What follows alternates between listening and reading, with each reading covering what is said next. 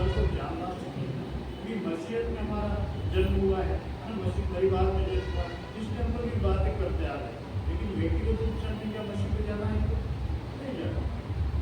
उन्होंने मसीह परिवार में जन्म लिया है, इसलिए हम लोग संडे स्कूल में आ रहे हैं, चर्च में आ रहे हैं, शक्ति रख रहे हैं और मसीह परिवार के रीति रिवाजों को मान करके चल रहे हैं। यही बात है। बाकी व्यक्तिगत रूप से पहचान नहीं, व्यक्तिगत रूप से प्रभु की पहचान नहीं।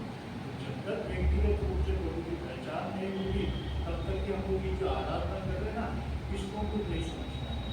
जब इस आराधना को समझने के लिए प्रभु का परिचय जो है वो व्यक्तिगत रूप से हमारे जीवन में आना चाहिए।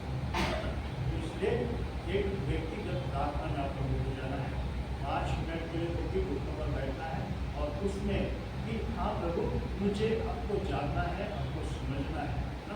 तो इस प्रकार से प्रभु से प्रार्थना करना है।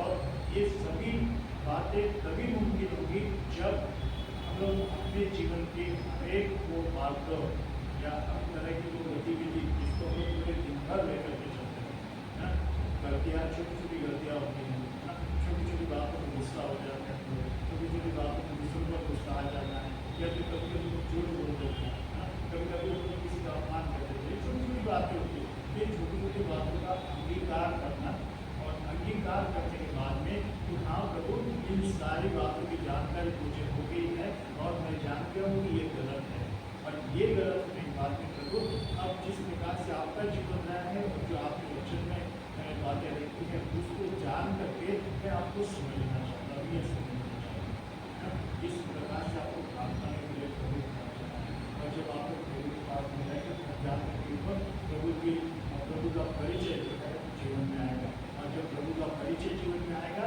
तो ये आराधना का रस जो होता है, आराधना में जिस प्रकार से प्रभु की उपस्थिति होती है, उस उपस्थिति का अनुभव जब हमारे जीवन में आता है तो मन में एक अनोखा आनंद होता है और उस आनंद में एक ऐसी शांति होती है और उस शांति का अनुभव जो है शब्दों के मार्फत, गीतों के मार्फत होता है, वो आनंद चलता है।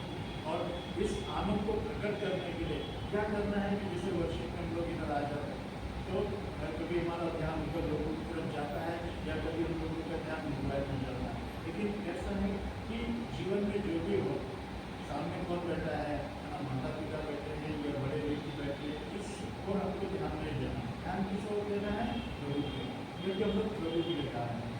और जब प्रभु की हम लोग जाते हैं तो अपना जीवन उससे पूरा प्रभु को समर्पित कर देना है, समर्पित होकर के गाना है कि हाँ मैं प्रभु के लिए गा रहा हूँ। तो चेहरे पर जो है ना गीतों के जो अर्थ होते हैं उस अर्थों का जो है एक्सप्रेशन जो है वो चेहरे पर दिखना चाहिए। क्योंकि प्रभु के लिए गा रहे हैं, एक्सप्रेशन भी तो दिखना चाहिए क्योंकि प्रभु के लिए गा रहे हैं। यदि कोई एकदम से गाते हैं आनंद में भी गीत है